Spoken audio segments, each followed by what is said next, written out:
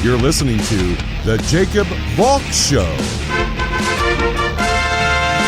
He's breaking down the latest and greatest in sports as only he can. Follow him on Twitter at RealJacobValk. Here he is,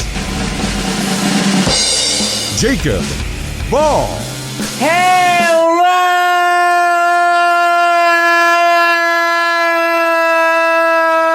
sports fans! Welcome to another edition of the Jacob Valk Show. I am Jacob Valk, and it is a sad show today because there are really no happy stories to talk about. Every single one of the stories I want to talk about today concerns something bad. Granted, a few of the stories are worse than the others, but I've got a story that concerns with a coming retirement of a future Pro Football Hall of Famer. I've got a coronavirus story, and I've got 3 deaths to talk about. It's a sad show, and that is why the Angels are crying. It is an ugly day today, but I'm gonna push through it.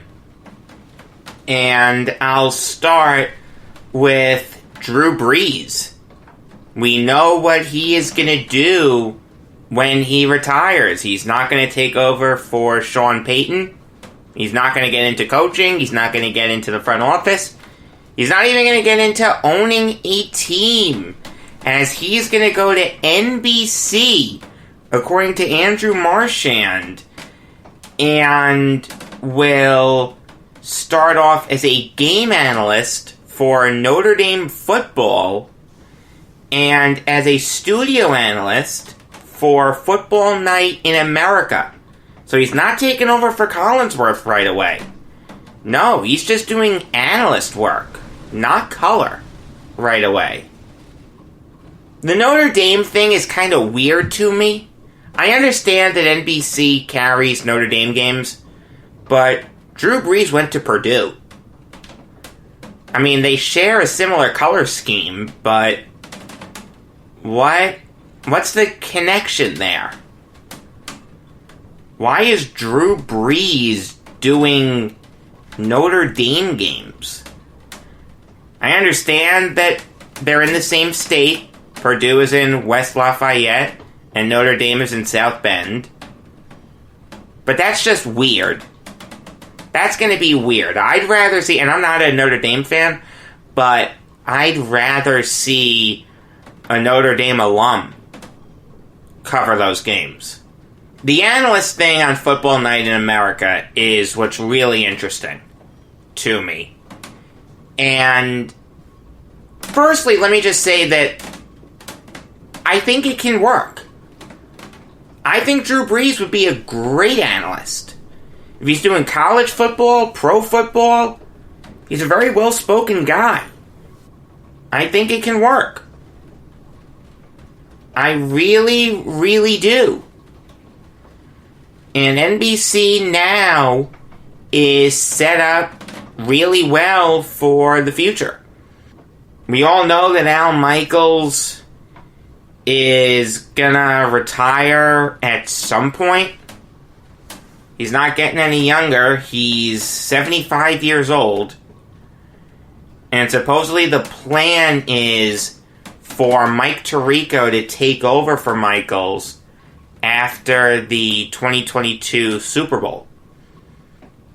So the thinking all along was that Collinsworth would stay as the color guy.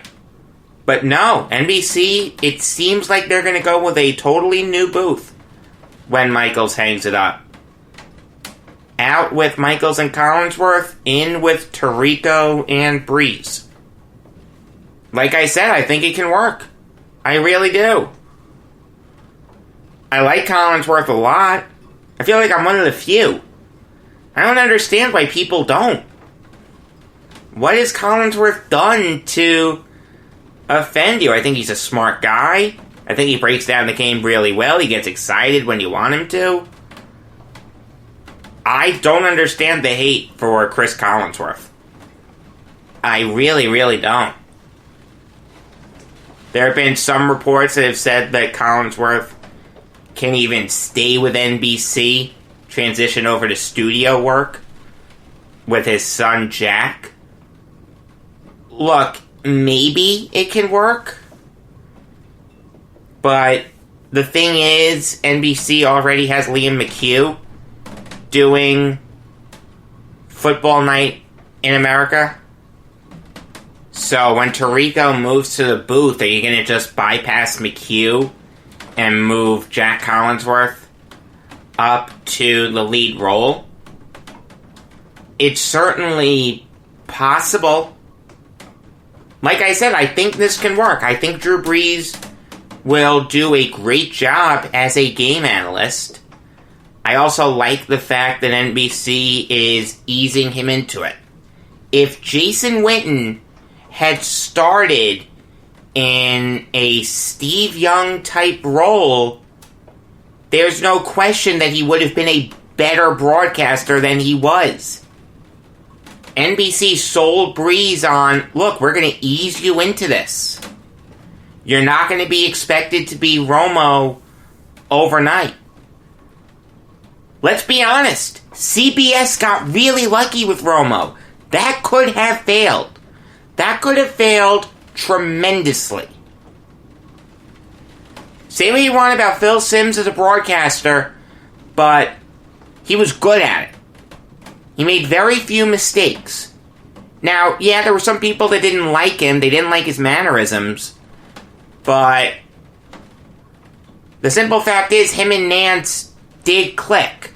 It was a professional-sounding booth. When they replaced Simms with Romo, it could have very easily failed. But, hey, give Romo credit. And then that's ushered in this wave of retired NFL players immediately expected to be the next great broadcaster. Well, Romo's the exception, not the rule.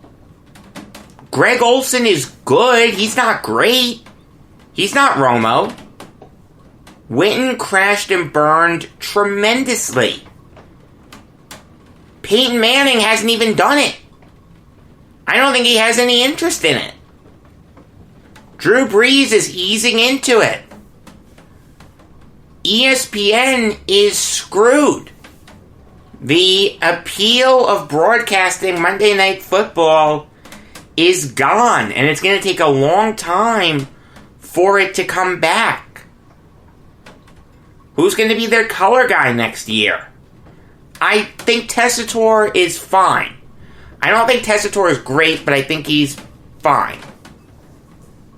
If you want to pair him with a guy like Louis Riddick, or Kurt Warner, Dan Orlovsky, Brian Griese, Nate Burleson, I think that can work.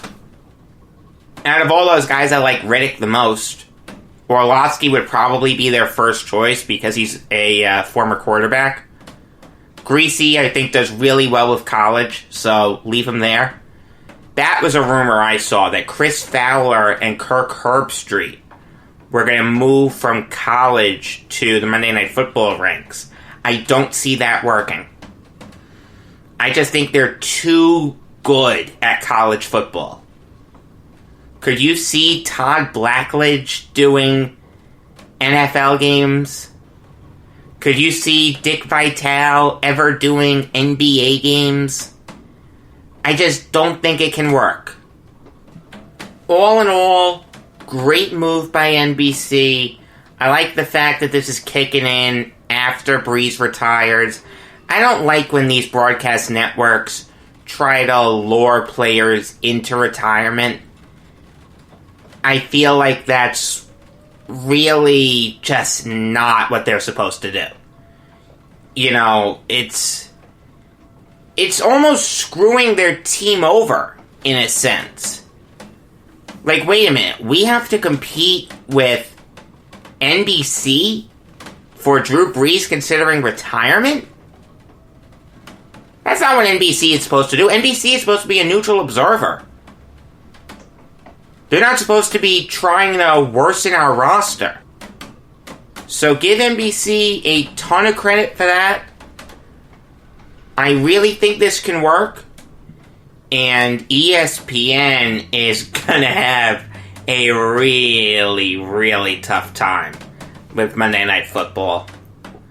They can't go into next year with Tessitore and McFarland. They just can't. You want to do Tessitore and a new color guy? Fine. I don't mind that. There are some people that will. I personally don't. If you want to go Steve Levy and Dan Orlovsky, or Steve Levy, Orlovsky, and Riddick, or Steve Levy and Louis Riddick, I think that can work. I don't want to see Bob Wischusen go, though. That's something I've seen. I like Bob Wischusen doing Jets games. I don't want that to be affected by the new Monday Night Football booth. And the knock on Wischusen is he gets too excited. Every play sounds like a touchdown. I like that. I like the announcer keeping me interested. Gives a sense of importance to the game. Adam Amin and Dave Pasch I don't think can work. Levy, Orlovsky, and Riddick. I think that's fine. Or just one of Orlovsky and Riddick. I think that can work too. If you want to keep Tessitore, I don't mind that. Just kick Booger off the color role and into a studio role where he shines. Maximize your talent skill set if you're ESPN. It's just that simple. Moving on now to the Utah Jazz. And this is a story that's been developing for a month. But it's worth talking about now because there are some new developments. Supposedly the relationship between Rudy Gobert and Donovan Mitchell is getting better. We all knew that it was fractured and it would take a long time for that relationship to be mended. But supposedly they're on the right track. Look, there's no way to know who gave who the coronavirus. We all know that Gobert was really not taking it seriously, touched the reporters' microphones after an interview, and just didn't think it was going to affect him. And his positive test was announced before Mitchell's positive test. But that's all we know. We don't know if Mitchell gave Gobert the coronavirus. We'll never know. So I think that's an important element to this. If Mitchell says to Gobert, hey, you gave me the coronavirus, I was lucky to get out of it alive, there are people dying every day from it, you know, Gobert can just turn to Mitchell and say, hey, you could have given it to me. We'll never know who gave it to who. But the notion of the relationship being unsalvageable, which is how it was described at one point, you know, if I was Mitchell, I'd be ticked off too. Look, if I had to put money on it, I would say that Gobert gave Mitchell the coronavirus. And at the very least, just the way that Gobert acted before the coronavirus, touching the microphones, just not taking it seriously, you know, that's just not a good look. And when someone else on your team gets infected with this, yeah, That's going to tick some people off. If I was a teammate of Gobert's, I'd be ticked off at him too. Now, granted, time heals all wounds. And the fact that both of them got out of it and they're fully healthy, they're ready to go whenever we see basketball again, is a great first step towards mending this relationship. But this is a situation that can boil over. I'll tell you, if I was Mitchell, I wouldn't want to play with Gobert. I just wouldn't. You didn't take this seriously, and now we both got sick. I want you gone. We all know that if the Jazz are going to trade one of them, they're going to trade Gobert. It's kind of an interesting thought experiment. Where could Rudy Gobert go if he's traded? I thought about him with the Nets. It can't work with matching salaries. Maybe next year it can work, but as of right now it can't. I was playing around on the NBA trade machine. See, the thing with Gobert is he's an old school center. And he's a great old school center. He's like Andre Drummond. But the thing is, those guys just don't have a lot of value anymore. So if you're the Jazz, you're trading Gobert for pennies on the dollar. And even then, you have to trade Gobert to a team that wasn't affected by the coronavirus directly. You can't trade him to the Nets. You can't trade him to the Celtics. You can't trade him to the Pistons. It has to be a team that didn't suffer any cases of the coronavirus.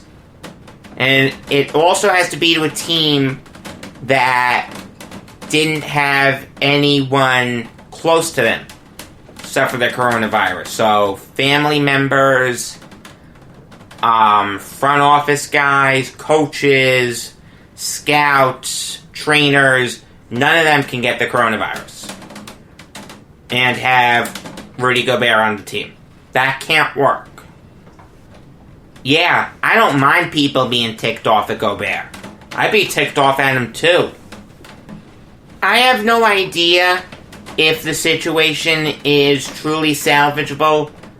It's a good thing that they're talking to each other. That's the first step towards mending this. But I'm a big believer in whenever there's locker room dissension, the best thing to do is to just rip the Band-Aid off and take care of it. That usually means making a trade. You can try mediating it first. I don't mind that, and that's what the Jazz are doing here. That's the right thing. But if it's truly unsalvageable after that, yeah, Gobert's gotta go. It's just that simple. Alright, now it's on to the deaths. And I'll start with one that really hurt. And this is a guy who came back into the forefront for a little bit, but has largely been forgotten about, and it's really a shame. And that is Pete Retzlaff, who passed away on Friday night at the age of 88. The reason that Retzlaff came into the forefront is twofold. Number one, when the Eagles won the Super Bowl 2 years ago, that was their first championship since 1960. You know who one of their best players was? Pete Retzlaff. The second one was when Harold Carmichael got into the Hall of Fame some people were looking at the best wide receivers in Eagles history, and they came across guys like Tommy McDonald and Retzlaff. And there are some people that want Retzlaff in the Hall of Fame. You know what? You can make that argument. You can make the argument for Pete Retzlaff being in the Hall of Fame. Tommy McDonald is in the Hall of Fame. And him and Retzlaff were a great 1-2 punch for the Eagles. Retzlaff is actually in the Hall of Very Good. The Professional Football Researchers Association put together a Hall of Very Good, and Retzlaff got in 2005. So that's something. The thing that I don't like about the Hall of Very Good is when players in that hall get elected to the Hall of Fame, they don't get taken out of the Hall of Very Good. That's not the purpose of the Hall of Very Good. The Hall of Very Good is supposed to honor the players that weren't good enough to make the Hall of Fame, but had really good careers. A guy like Ken Anderson. Perfect Hall of Very Good guy.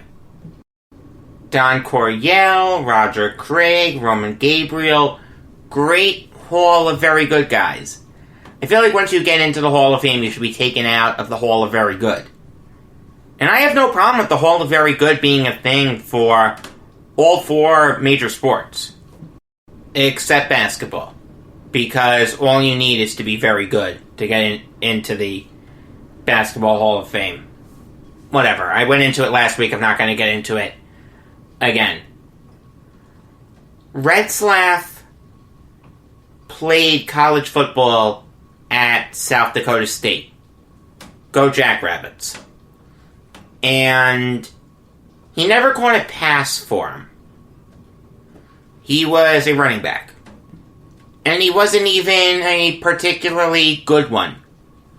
He lasted until the 22nd round of the 1953 draft. And even then, the Eagles didn't take him. He was drafted by the Lions. But he would never play for him. He didn't make the team. Spent a couple years in the Army. And then went to the Eagles. Where despite the fact that he had never caught a pass before, he transitioned over to split end. And it took him a while to get going, but he got there eventually. In 1958, he led the NFL in catches with 56 for 766 yards. He also made the first of his 5 Pro Bowls that year. 1959, he got hurt, but still had a good year, 34 catches for 595 yards. That's 17 and a half yards per catch. That's pretty darn good. 1960, the year that the Eagles won the NFL championship. He caught 46 passes for 826 yards and 5 touchdowns. That's 18 yards per catch, and he was second in receiving touchdowns for the Eagles behind only Tommy McDonald. Interesting fact about the 1960 NFL title game, that was the first championship game that Vince Lombardi coached as head coach of the Packers. And the Eagles won 17-13. And Retzlaff kept his really, really good play up. 61, 50 catches for 769 yards. 62, he got hurt. 30 catches for 584 yards. But that equates to 19 and a half yards per catch. It doesn't get much better than that. 1963, made a Pro Bowl. 57 catches for 895 yards. 1964, 51 catches for 855 yards and 8 touchdowns. Another Pro Bowl. 1965 was the best year of his career, as he caught 66 passes for 1,190 yards and 10 touchdowns. He was a Pro Bowler that year. He made his only All-Pro team, and he won the Burt Bell Award for NFL Player of the Year. And he ended his career in 1967, but not before, in 66. He caught 40 passes for 653 yards and 6 touchdowns. Retzlaff was one of the best receivers in Eagles history. It's great that his career is getting re-examined. You can certainly make a case for him to be in the Hall of Fame. If Tommy McDonald is in the Hall of Fame, Pete Retzlaff needs to be in the Hall of Fame. You'd be hard-pressed to find a better receiver from the late 50s to mid-60s than Retzlaff. The second death that I want to talk about really flew under the radar, but it shouldn't have.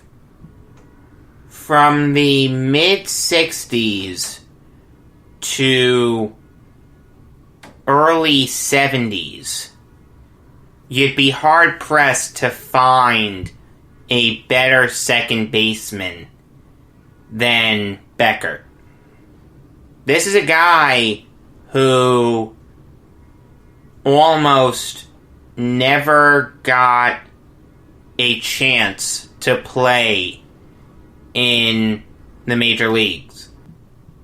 In the early 60s, the Cubs had a second baseman by the name of Ken Hubbs.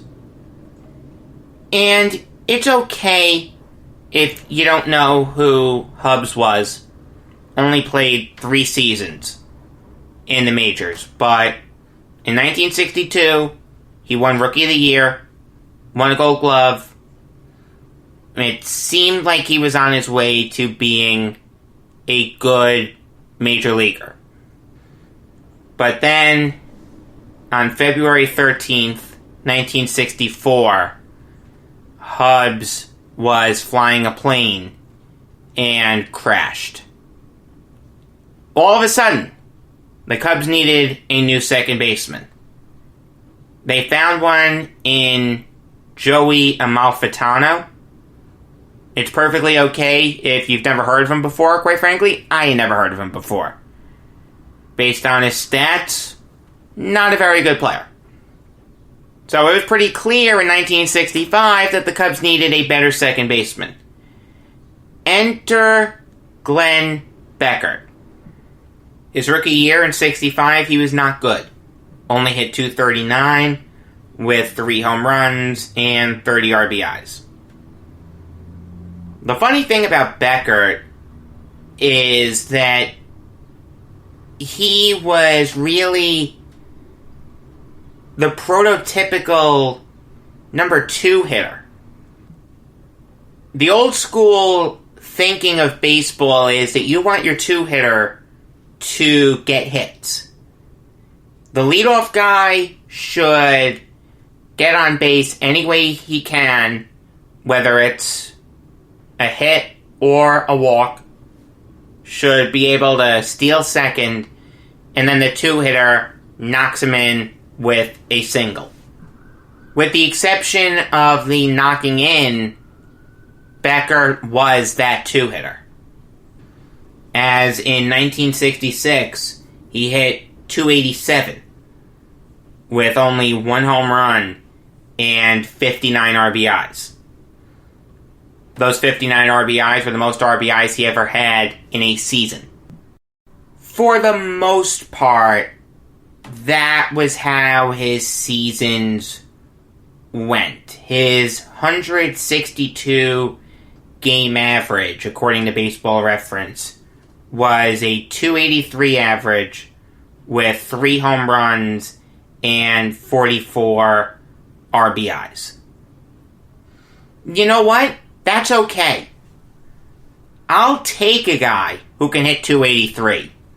I don't care if he doesn't get on base. I want him to get hits. I'll tell you right now, I'd rather have a hit than a walk. You want to tell me that the walk means that the pitcher uses more pitches? Okay, fine, not necessarily, but okay, I'll run with you on that. More often than not, if you get a hit, you can move runners over. And a hit doesn't necessarily mean a single. Beckert had wheels. He had over 20 doubles 6 times in his career. I'll take a guy like that. In 1968, he had his best season. Won his only Gold Glove, beat out Bill Mazeroski, finished 9th in MVP voting, and led all of baseball with 98 runs scored. He had 294 with 4 home runs and 37 RBIs. Wouldn't last for a minute in today's baseball. Career 283 average, yeah. Career 318 on base percentage. Did not draw a lot of walks. But he also didn't strike out a lot. He led the National League 5 times in fewest strikeouts per at-bats. Interestingly enough, he wasn't an All-Star that year. He made 4 All-Star teams. That streak started in 1969 and went all the way to 1972. In 71, Beckert really had a phenomenal season. He had 342. I don't care if you don't draw a lot of walks. He only had 24 walks that season. He had 342. Finished 11th in MVP voting. After 72, his career wound down. He didn't have a good year for the Cubs in 73. Only hit 255. No homers, 29 RBIs. He was traded to the Padres in the 73-74 offseason. He'd only play 73 games for the Padres, mainly as a backup / pinch hitter. He was released in May of 1975 and retired soon after. I'd be remiss, though, if I didn't mention Beckert's middle infield counterpart with the Cubs. Not Ernie Banks, not Ron Santo, but Don Kessinger. A guy who was a 6-time All-Star and a 2-time Gold Glover. And let me tell you, from the late 60s to the early 70s, there weren't many middle infield groups that were better than Beckert and Kessinger. In fact, there weren't many infields that were better than Banks, Beckert, Kessinger, and Santo. It's a shame that a guy like Beckert couldn't succeed in today's MLB. I'll take a guy who can hit 280 every year. I just don't care if he doesn't draw a lot of walks. If he has a good batting average, fantastic. That's the most important thing to me. The fact that a guy like Beckert couldn't make it today is a crying shame. The last guy that I want to talk about is Tarvaris Jackson, who passed away yesterday at the age of 36 in a car crash. while I understand that his career stats don't jump out at you, the simple fact is, in his prime, there were very few backups that were better than Tarvaris Jackson. Should never have been a starter. He wasn't good enough to start. He was a spot starter. The 2 years that he started, 07 and 11, 07 for the Vikings, 2011 with the Seahawks, those teams were never great. The 07 Vikings went 8-8, and the 11 Seahawks went 7-9. Not bad, but not that great. He was a game manager. I mean, in 07, he really wasn't. Completed just 58% of his passes, didn't even throw for 2,000 yards, threw 9 touchdowns as opposed to 12 interceptions. I understand he only started 12 games, but that's still not that good. Made up for it with his legs a little bit. 54 rushes for 260 yards in 07 with 3 touchdowns.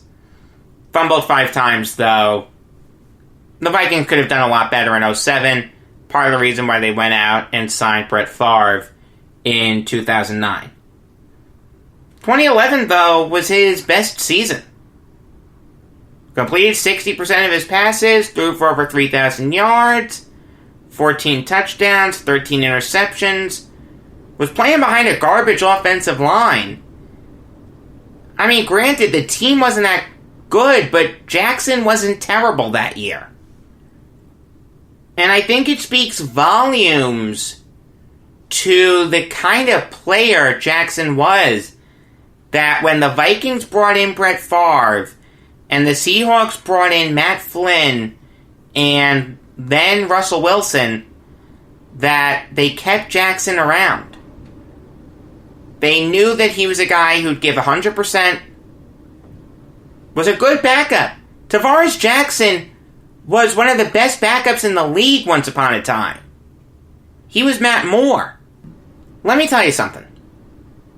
Backup quarterback is the most underrated position in all of football, and maybe even all of sports.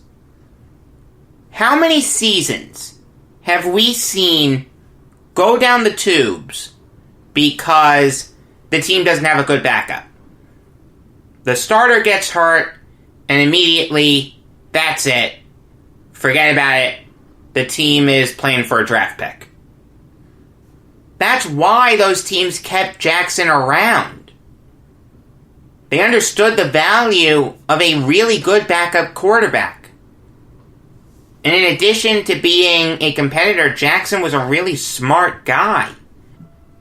In 2018, Jackson was a graduate assistant at his alma mater, Alabama State. Last year, he was quarterback's coach at Tennessee State. He was on the rise. He would have been maybe a head coach at some point. Maybe an offensive coordinator at some point. Most likely, we'll never know what truly happened the moments before he died. But all I know is, the old saying is, it comes in threes. That statement has never been more true in the cases of Retzlaff, Beckert, and Jackson. If I didn't mention it before, I don't think I did. Beckert died yesterday at the age of 79. May they all rest in peace. Tomorrow it'll definitely be a happier show. Hopefully the Angels won't be crying. Probably the trifecta. I don't know what the future holds. I hope no more deaths for a while. Let's get some happy news, please. In the immortal words of Jimmy Durante, smile though your heart is aching. Man, I love Joker. Joker's one of my favorite movies. I don't know how it didn't win Best Picture. I don't know how it only won 2 Oscars. I mean, the Oscars it won, it should have won, but oh my gosh.